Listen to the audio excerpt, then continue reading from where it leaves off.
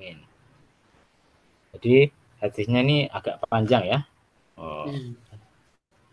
Hadis nomor 254. Amma ba'd. Ini dari ceritanya dari seorang sahabat Abu Sa'id Al-Khudri kalau nggak salah tadinya.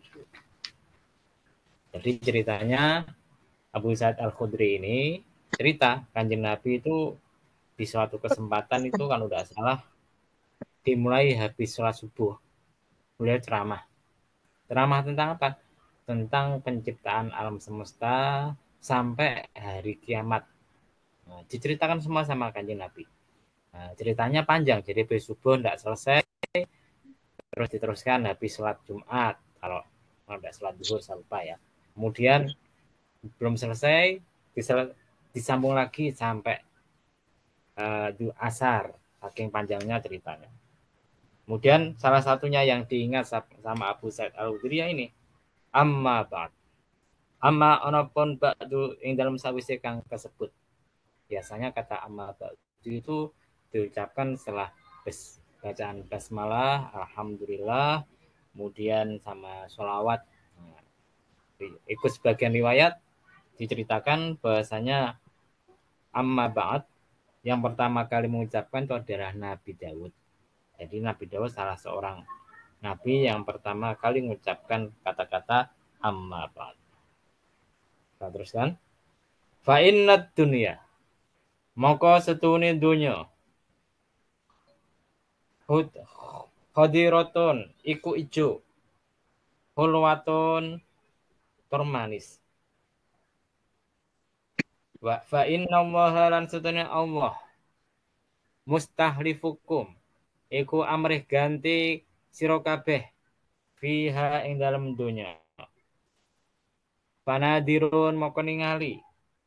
Panadirun moko ningali kaifa hale kaya kepriye tak maluna padha agawe sapa sira kabeh. Jadi maksudnya gimana? Maksudnya dunia ini kalau kita turuti enak. Dipandang juga sedep. Dunia itu semacam itu. Contohnya misalkan zaman Pak Nuryo, cewek-cewek ya sama cewek-cewek sekarang itu beda kan Pak Nuryo ya. Cantik mana Pak Nuryo? Nah, ya cantik. Ya toh. Nah, zamannya Mas Muluk sama zaman sekarang cewek-cewek itu cantik mana? Cantik sekarang. Nah, Ganti itu sekarang, Pak. kalau kita turuti dunia. Ya, ini ada Mbak Nuhang dulu ngaji. Dada ayah ngaji ya.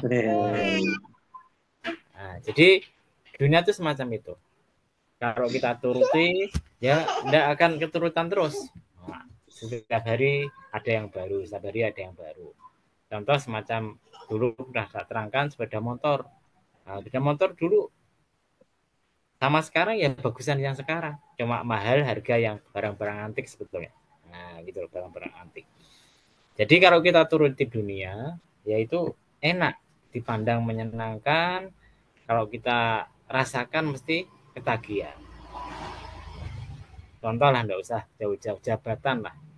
Jabatan itu kalau orang sudah pernah merasakan jabatan satu kali, mesti ketagihan, pengen lagi, pengen lagi, pengen lagi. Saya punya teman ini, tapi tidak tak sebutkan siapa namanya ya. Pernah jadi anggota DPR 2 kali. Nah, terakhir nyalon lagi. Nyalon lagi, uangnya tidak begitu banyak, habis 800 juta lebih. Yang ternyata nggak jadi yang terakhir ini. Nggak jadi utang, nanggung utang 400 juta lebih. Nah, kenapa? Karena ngejar dunia, ngejar jabatan semacam itu. Wa inna allaha mustahlifukum fiha fanadirun kaifa ta'malun. Kemudian Kanjeng Nabi mengingatkan bahwasanya sebetulnya manusia di dunia itu hanyalah pengganti dari Allah Subhanahu wa taala.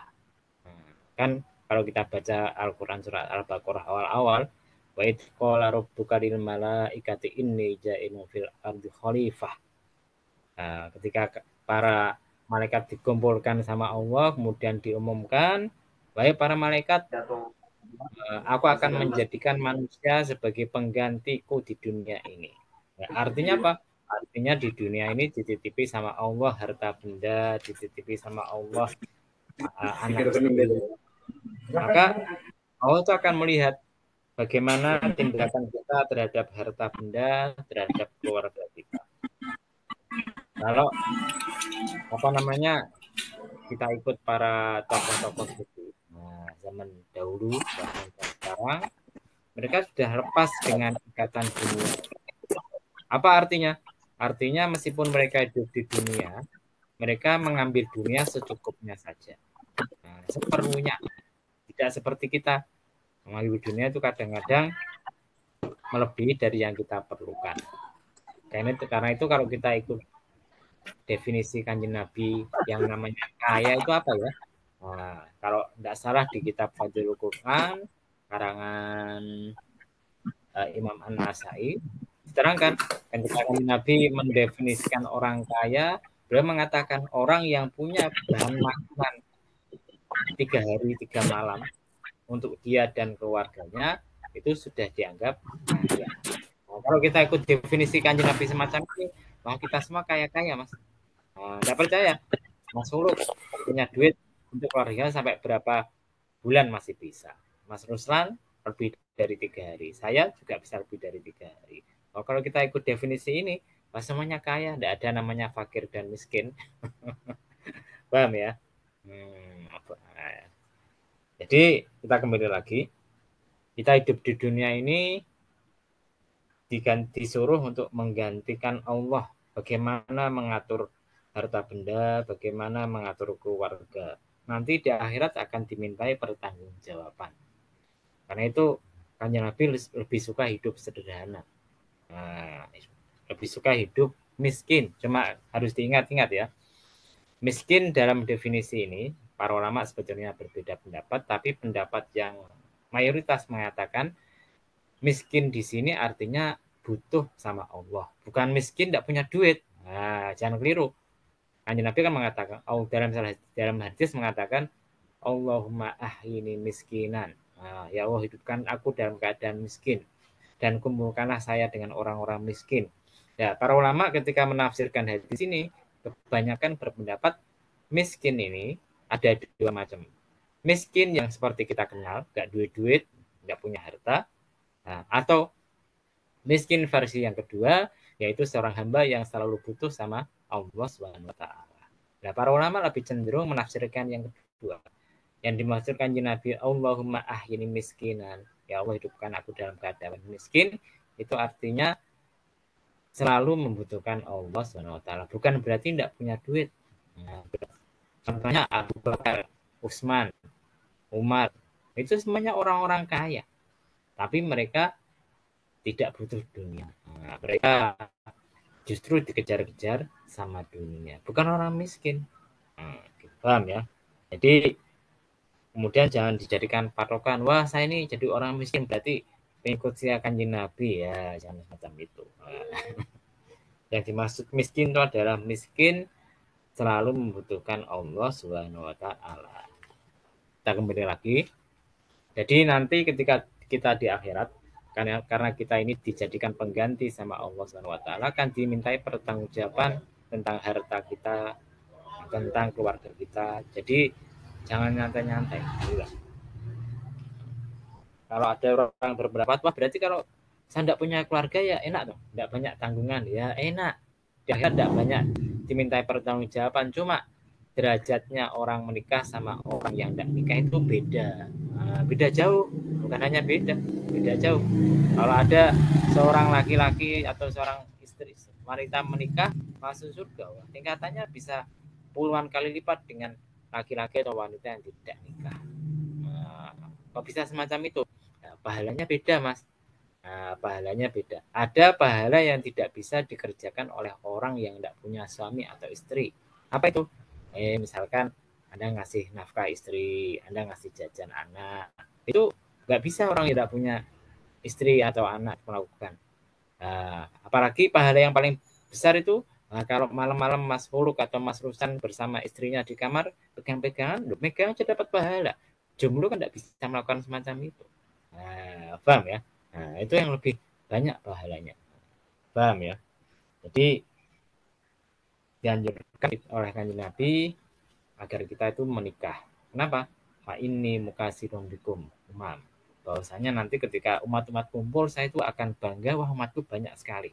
Nah, karena tidak KB. Nah, jadi hadis ini itu hadis yang tidak pas untuk dijadikan kampanye KB, nggak sesuai dengan KB, justru suruh banyak anak ya. Nah, ikut hadis Kanjeng Nabi semacam itu. Kita teruskan ya. Nah, saya mana tadi ini? Nah, fattakut dunia watakun nisa. Fattakut dunia maka wedya sapa sira kabeh ad-dunya ing dunya. Wattaku lan wedya sapa sira kabeh an-nisa ing wong-wong wadon. Fa inna awwala fitnatin maka sedune kawitane fitnah.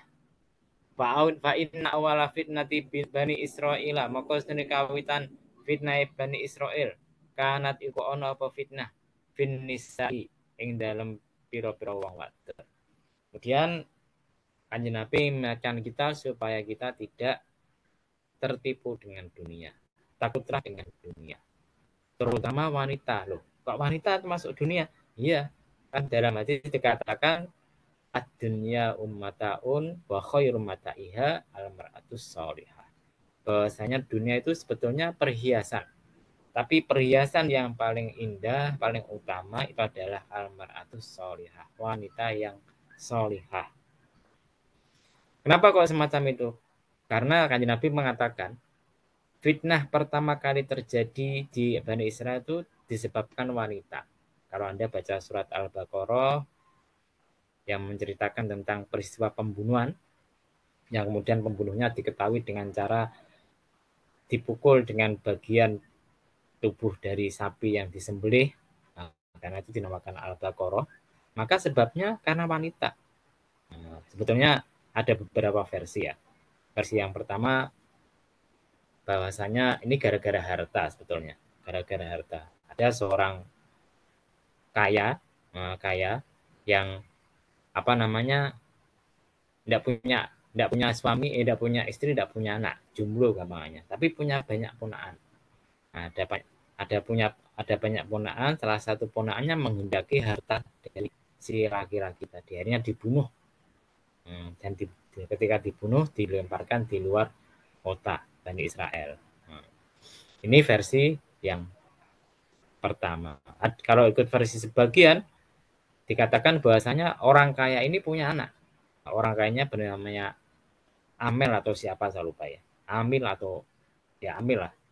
Itu ternyata punya anak perempuan, ada seorang ponakannya yang ngebet supaya nikahi anak itu, kemudian dapat harta warisan dari orang itu. Akhirnya orang itu dibunuhlah sama dia. Itu gara-gara wanita. Nah, katanya semacam itu. Bahkan banyak kasus-kasus terjadi orang-orang yang soleh, orang-orang yang baik, kemudian gara-gara wanita akhirnya terpleset. Terpleset. Contohnya apa?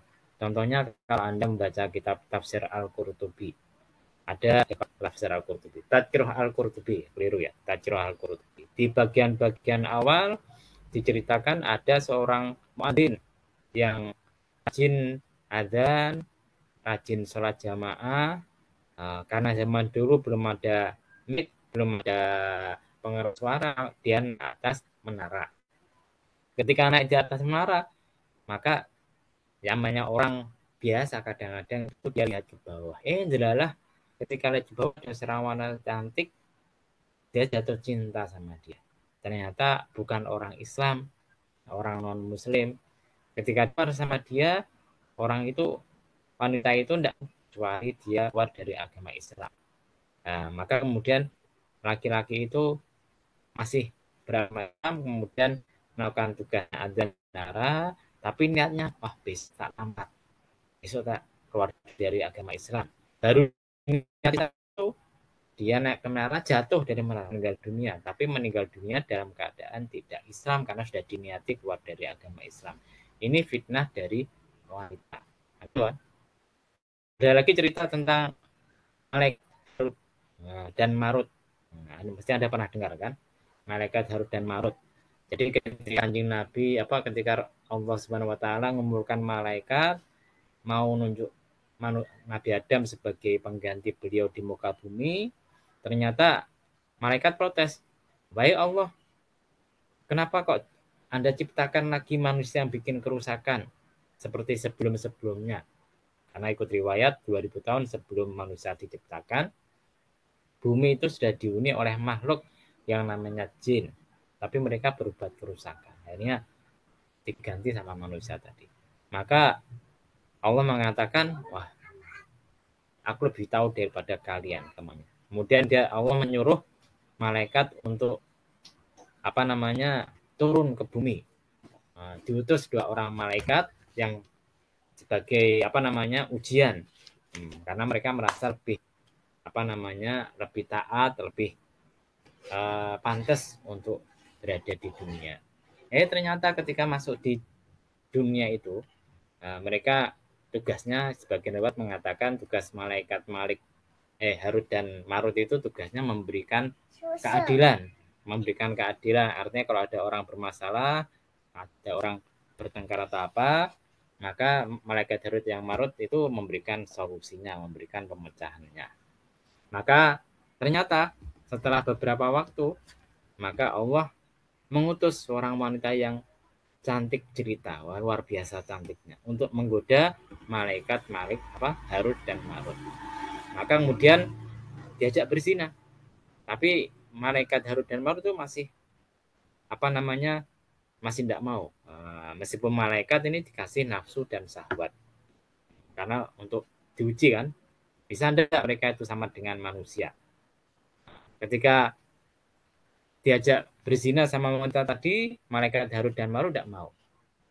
Maka kemudian besoknya lagi wanita itu tidak putus asa. Wanita itu bawa seorang anak kecil.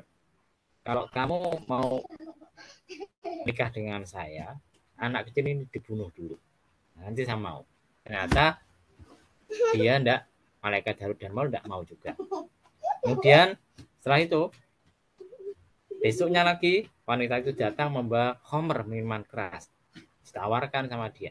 Sudahlah kalau kamu tidak mau zina dengan saya, tidak mau membunuh anak itu, ini minum minuman keras diminum. Kalau Anda minum, nanti saya mau jadi istri Anda. Gambarnya semacam itu. Hanya kemudian kemudian akhirnya diminumlah sama malaikat Harut dan Marut, karena pikirnya itu dosa yang paling ringan. Ketika dilakukan itu, ternyata mereka sudah mabuk, karena mabuk sudah lupa daratan, akhirnya berzina dengan wanita tadi, dan ternyata ada saksinya anak kecil tadi, dan dibunuh sekalian. Nah ini, jadi minuman keras itu sesuatu yang menakutkan, lebih menakutkan daripada zina atau pembunuhan.